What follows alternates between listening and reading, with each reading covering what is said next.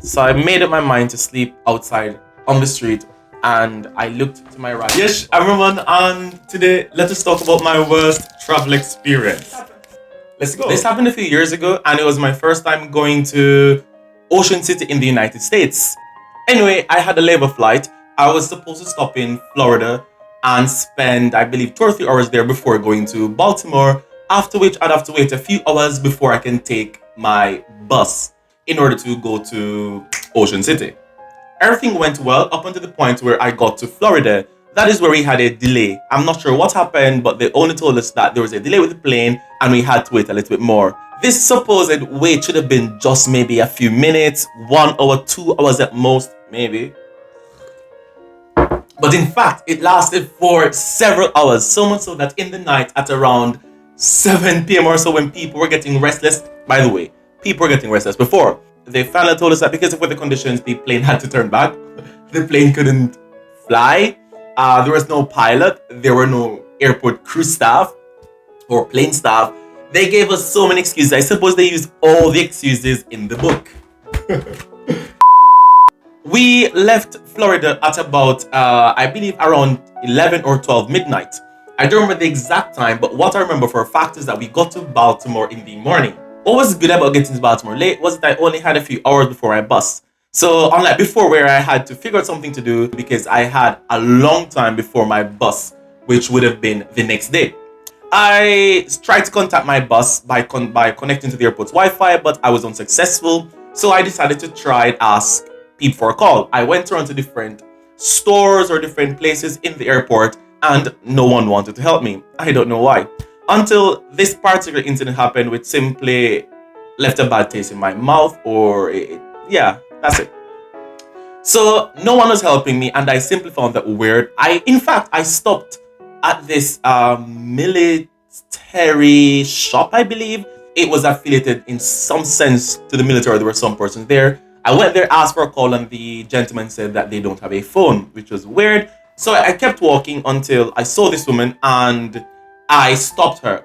First of all, I didn't approach her. I didn't get too close to her because I know that the fact that I'm a black male, some persons are wary of people like me. So I stood at a distance and I said, "Excuse me, miss, I'm not from here and I'm supposed to get a bus. However, I'm having problems contacting the bus and my phone doesn't work here. Do you mind giving me a call? In fact, I'll pay you." And I went into my wallet and I took out $20 just to make a phone call. And you know what the woman did? She looked into my face and she laughed. She laughed. She literally looked into my face and laughed. I've honestly never felt so bad in my life at that point in time. And then she walked away. I sucked it up and I continued walking, and I was simply distraught at this time because no one wanted to help me, not even a lady. And usually find that women are more kinder. Eventually, I saw this police officer a security guard. I said, "It's a security guard, then surely she will provide some sort of assistance." I stopped her and I asked if she could give me a phone call. She said, "No, I can't. There's a booth around the corner." So I said, "Okay, no problem." And I went around the corner, there was no booth. So I said to myself, wow, she lied to me. At the moment, I honestly felt completely distraught and I didn't know what to do. I started thinking about all sorts of crazy ideas to go home, such as creating havoc, starting a fight, doing something illegal so that they could put me in a plane and send me back home because I was simply too tired and too frustrated to even think straight. Nonetheless, I didn't do that. I continued walking because I had some glimmer of hope, or I had some sort of hope. Eventually, this taximan saw me and he stopped me. And he said that he saw me walking by several times and he asked if I needed help. So I said, "Well, since you're a taxi driver, what's it cost from here to Ocean City?" Then he showed me a paper that had the different destinations and the price associated with the destinations. And honestly, I did not have that much money. So I said to him, "I'm sorry, I can't afford that." And he even told me it was expensive before showing me the paper. So he offered to make a call for me and he gave me his phone. And unfortunately, that was unsuccessful and I didn't know what to do. At that point in time, I was ready to give up. Then he said to me, "Do you know there's another bus station? You could try and go there." And I said to him, "I don't know how to get there. I've never been to this city before or this state before." And he offered to carry me. But I said to him, I don't have any money to pay you to carry me there. How much will it be? He said, let's think about that afterwards. Let's first go there and see how things work out. I went into the car, and maybe that was a bit dumb in the sense that it's good to know the price before you go into someone's car, no? But nonetheless, I went to this car, and then we started talking. He asked where I was from. I said Jamaica. Then he said he was from Nigeria, and we had small talk. And he said, well, you know what? We're brothers because of Africa. And he started talking about the past, slavery, etc. Eventually arrived at the bus station, and I went into my wallet about to pay him, and he said, hold on, first go and find out about the bus schedule, and then we will discuss that. Again, I went there, and unfortunately, the time I arrived, they told me that there were no more buses available. I would have to wait until the next day. At that point in time, I didn't know what to do. Here I'm in a foreign country, not knowing what to do, even without a functioning phone. He said, "Hey, don't worry, I'll take you back to the airport." And I said, "I'm sorry, I don't have enough money to pay for both trips." He said, "Don't worry about it. I got you." Don't worry about it. Stranger told me not to worry about it.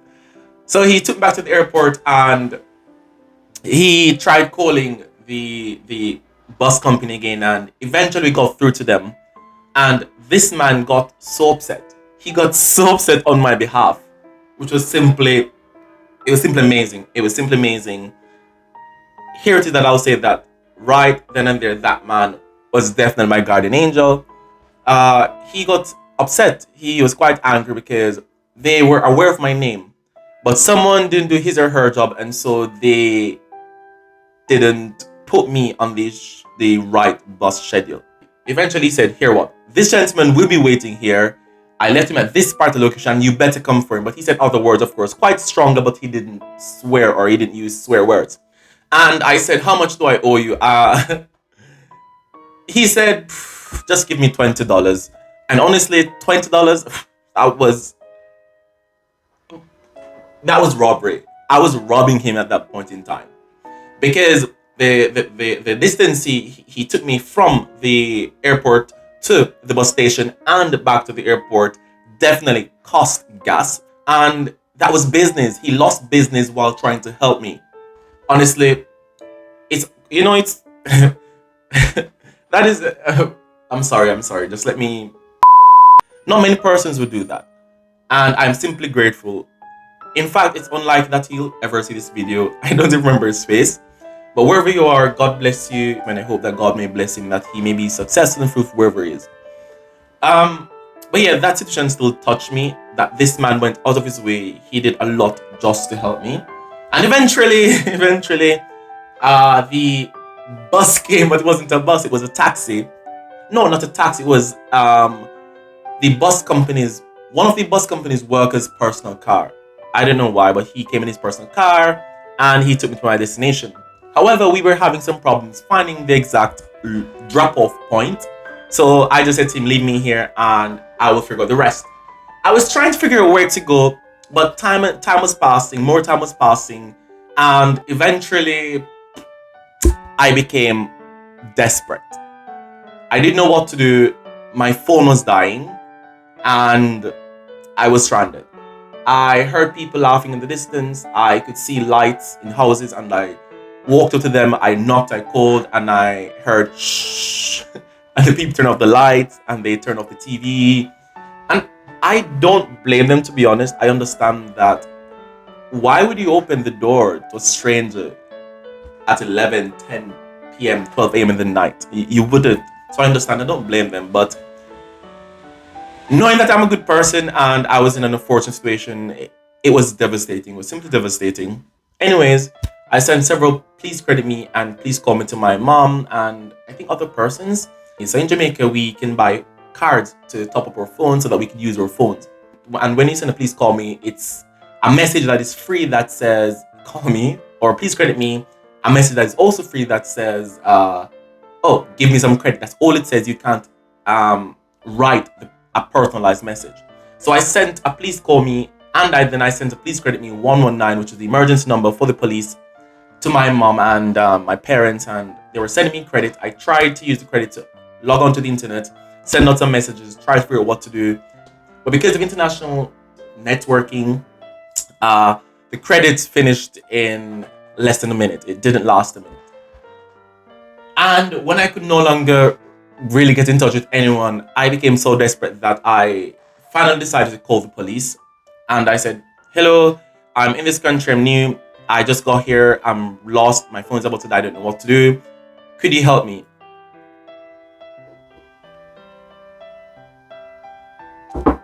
Would you believe what the officer said to me? The officer said, go back where you're coming from. And then he hung up the phone. I believe that was the last straw for me. That was what broke me. If I had any glimmer, any degree of hope left, that took it all. I never expected that a police officer would have said that to me. Eventually, I stopped walking and I had to face the idea of sleeping on the road alone. I had to face the idea of sleeping on the roadside with my luggage. I've never done that. I was back in Jamaica quite comfortable. I had a normal life, and here it is that I'm in a foreign country, faced with sleeping on the road, sleeping on the street alone. I didn't know how to process it. My pride was at stake.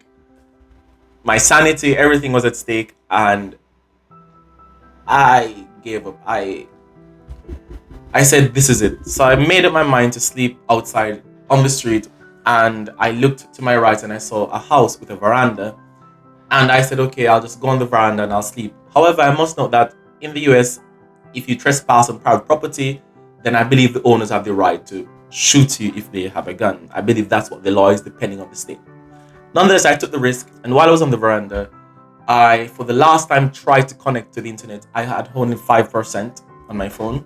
Thankfully, I was successful and I connected to the internet. And just to note, where I was supposed to go, I was supposed to meet some people. I had the contact of one person, and I immediately connected to WhatsApp and sent her a message. And I said, hey, my phone's about to die. I don't know where I am. I don't know what to do. I'm at this place. I described the place. I sent a picture. I took a picture and I sent the picture to her. And I said, this is where I am. Maybe in the morning you could try and meet me or get me. And then my phone said 2%. 2%. And I planned to shut off my phone so that in the morning I could turn it on quickly to see a message if she were to say, oh, I'm here, And then a message came in before my phone shut off saying, wait, you're at the house, I'm coming. And my phone died afterwards. When she said you're at the house, it's like, I don't know what to explain. It's like I was in this dark place and this bright beam of light just came rushing in, tearing apart the darkness, and I don't even know how to explain how I felt, And she came and she said, where do you want to sleep? And I said, I don't know, I don't care, just put me somewhere. I don't care, I just need to sleep and forget about today. Oh wow, honestly, that was an experience which happened so long ago, and to this day, talking about it isn't easy, especially the difficult parts with the officer, the people at the airport, etc. And I'm sure that there were other ways to get out of the situation, but when you're in a situation, you never really know how to, you don't think clearly. But yeah, that is my worst travel experience to date, and I hope it stays my worst travel experience. Anyways, have you ever had a difficult or a bad travel experience? Let me know in the comments down below. And if you enjoy what I do on my channel, please give this video a thumbs up. Also, if you have not subscribed, please subscribe, and I'll see you next time. Take care. Ciao, ciao.